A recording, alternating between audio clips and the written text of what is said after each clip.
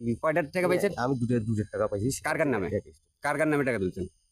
ওটা হচ্ছে রায়হান আর হচ্ছে ঋষিতার বাড়ি কই? কত টাকার ডিল ছিল? 6 লাখ টাকা। 16 লাখ টাকা ছাড়া হচ্ছে আমাকে হচ্ছে কলেজের যে হচ্ছে অ্যাপার্টমেন্ট যেটা, এই অ্যাপার্টমেন্ট যেটা আমাকে দেওয়া হয় না।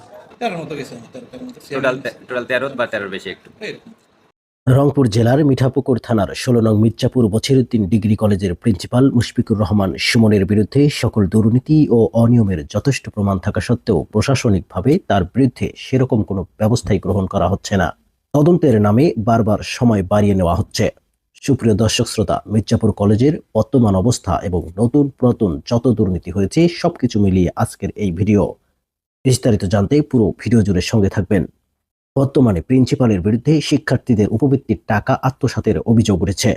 এলাকার সচেতন নাগরিক এবং সকল শিক্ষার্থীবৃন্দ বিষয়টি যাচাই করতে গিয়ে দেখেন মোট 118 জন শিক্ষার্থীর উপবৃত্তির টাকা কলেজের অন্যান্য কিছু স্টাফের মাধ্যমে হাতিয়ে নিচ্ছেন। হিসাব করে দেখা গেছে 118 জনের মোট 5,600 টাকা করে প্রতি বছর 6,60,800 টাকা তিনি আত্মসাৎ করছেন।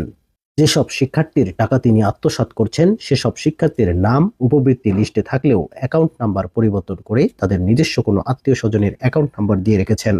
এর ফলে যেসব শিক্ষার্থী উপবৃত্তি পাওয়ার কথা ছিল তারা টাকা পাচ্ছে না। আর এসব মাস্টার প্ল্যান করেছেন অত্র কলেজের প্রিন্সিপাল আর কলেজের কম্পিউটার অপারেটর গৌতমকে কলেজের নিয়োগ দেওয়ার 1 বছর পূর্ব থেকেই এইসব কাজ করে নিত। মির্জাপুর কলেজের সকল শিক্ষার্থীরা সেই গৌতমের জবানবন্দি নিয়ে বিষয়টি আরও নিশ্চিত করেছেন। কলেজের হিসাব সহকারী মিঠুনের নামে 5টি অ্যাকাউন্ট রয়েছে। সেই অ্যাকাউন্টের মাধ্যমে শিক্ষার্থীদের উপবৃত্তির টাকা তার নিজের অ্যাকাউন্টে নিয়ে নিচ্ছে।